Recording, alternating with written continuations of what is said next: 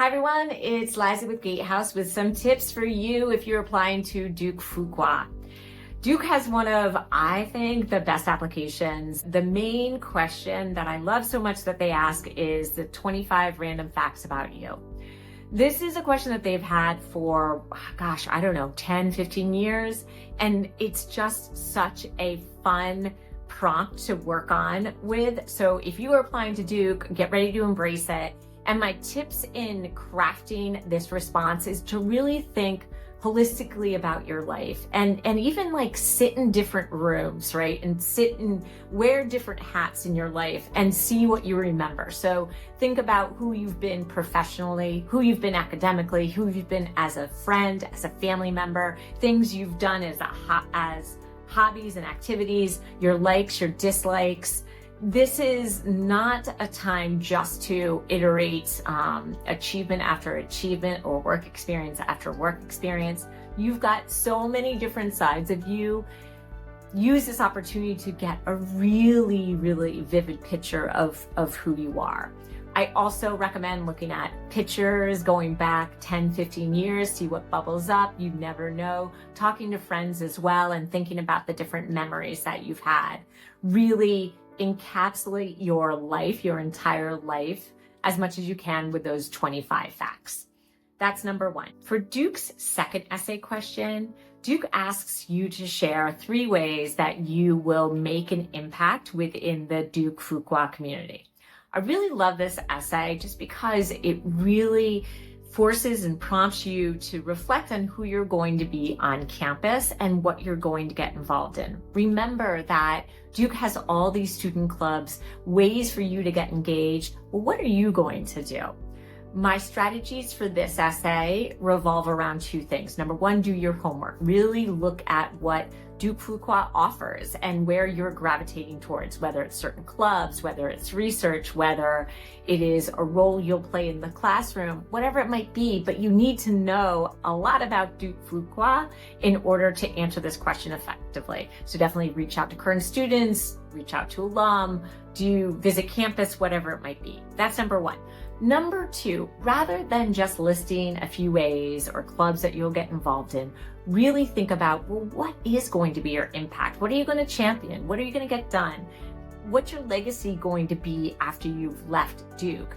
And often, in order to make a compelling argument and really give the schools confidence that you will do the things that you say you are going to do, is to share some past experiences or at least some context of why this is what you're going to do on campus. For example, you might say that through the GATE program, you want to really learn more about the economy in France, and you just leave it like that. Well, why, right? Okay, maybe actually it's because you want to see how France is dealing with ESG issues because that's really core to your career goals or something like that. Or maybe it's because you've spent a lot of time looking at other aspects of Europe, such as Spain and Italy, but to round out your global experiences, you're really interested at this point in spearheading a trip to France, most focused on, for example, luxury retail because of how it ties into your goals. I don't know what it is, but neither does Duke unless you tell them why. So incorporating the context of why you are likely to drive the impact that you like, that's really important. And then my last tip on this is have some variety. So if you're choosing a professional club, maybe another way you're going to make impact is something more personal or something is more outside the classroom. As I say very frequently, you're multidimensional. You're not just one-sided. So even in this essay, just as you did with the 25 random facts about you, make sure that we did see different sides about you. The final essay, it's really a short response answer that Duke asks. It basically is 100 words, and they ask you to share your post-MBA goals as well as any alternative plan you're considering. My strategy here is to basically give them 1 destination and 2 potential paths to get there.